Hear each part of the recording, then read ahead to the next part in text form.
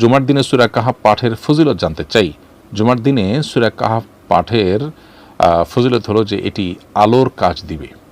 অনেক উলামায়ে বলেছেন হাদিসে যে আলোর কথা বলা হয়েছে সূরা কাহাফে, এটি কিয়ামতের ময়দানে মানুষের আলোর ভূমিকা রাখবে। মানুষের সামনে যখন ভয়াবহ ঘুটঘুটে অন্ধকারে মানুষ নিমজ্জিত থাকবে, তখন সূরা কাহাফ যারা জুমার দিনে তেলাওয়াত করেছেন তাদের জন্য এটি আলো বয়ে আনবে।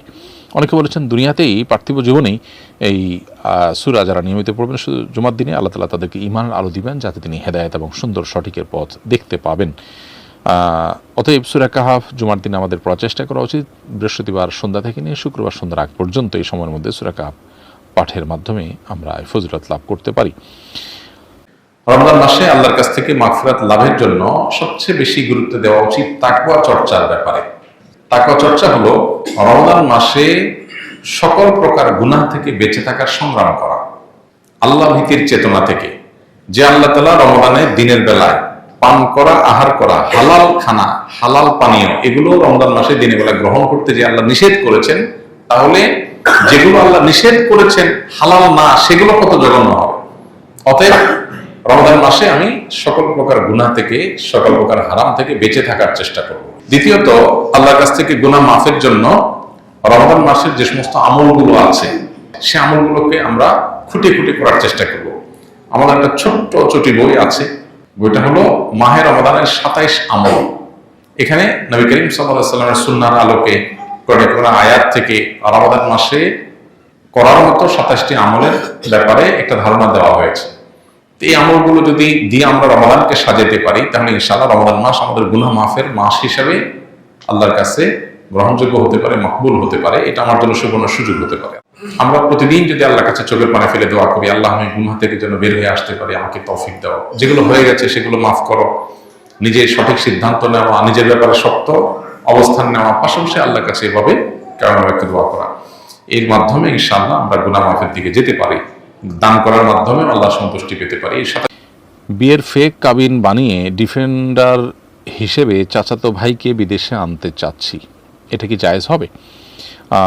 ফেক কাবিন বানানো মানে প্রতারণা করা, মানে মিথ্যা লেখা যে আপনার স্বামী নয়, তার ঘরে স্বামীর নাম লেখা থাকে, স্ত্রী হিসেবে দেখানো নিজেকে, অথচ আপনি তার স্ত্রী নন। তাহলে এই যে মিথ্যাচার আপনি করলেন, এটা তো ঈমানদার করতে পারেন না। নবী সাল্লাল্লাহু আলাইহি ওয়াসাল্লাম বলেছেন, মান গাশশানা ফালাইসা মিন্না, যে ব্যক্তি ধোঁকা দেয় আমাদেরকে, সে আমার উম্মত নয়। অতএব একটু সুবিধা পাওয়ার জন্য, একটু সুযোগের জন্য, একটু কোনো বেনিফিট বা ফ্যাসিলিটি হাসিল করবার জন্য যদি মিথ্যা এবং প্রতারণাকে আমরা হালাল মনে করি, তাহলে সেক্ষেত্রে মিথ্যা প্রতারণা কোথাও তো আর হারাম হবে না। সব জায়গাতেই কেউ না কেউ কোনো না কোনো ফ্যাসিলিটির জন্যই সাধারণত এই কাজগুলো করে থাকে। তো এই জন্য এটা জায়েজ হবে না, এবং আল্লাহকে ভয় করে এই কাজ থেকে আপনাকে বেঁচে থাকতে হবে এবং দূরে থাকার চেষ্টা করতে হবে। এবং এই লোভনীয় অফারকে না করতে হবে, কারণ এটি হারাম, ভয়াবহ হারাম, এটিতে কোনো ছাড় নেই। আপনি একটা মিথ্যা, একটা প্রতারণার মধ্য দিয়ে আরেকজনের উপকার করলে সেখানে সওয়াব হবে না, বরং গুনাহ হবে। যিনি উপকার গ্রহণ করছেন তিনিও গুনাহগার হচ্ছেন। ঈমানদার মিথ্যাবাদী, তারপরে প্রতারক বা এরকম চিটারি বাটপারি করা চরিত্রের হতে পারে না। মিথ্যা কথা বলে কানাডার সিটিজেনশিপ নিয়েছিলাম, এখন এখান থেকে কি আমাদের জন্য, এখানে থাকা কি আমাদের জন্য বৈধ হচ্ছে? মিথ্যা কথা বলে কোথাও সিটিজেনশিপ নেওয়া বা কোনো সুযোগ নেওয়া, এটা সন্দেহাতীতভাবে কাবিরা গুনাহ।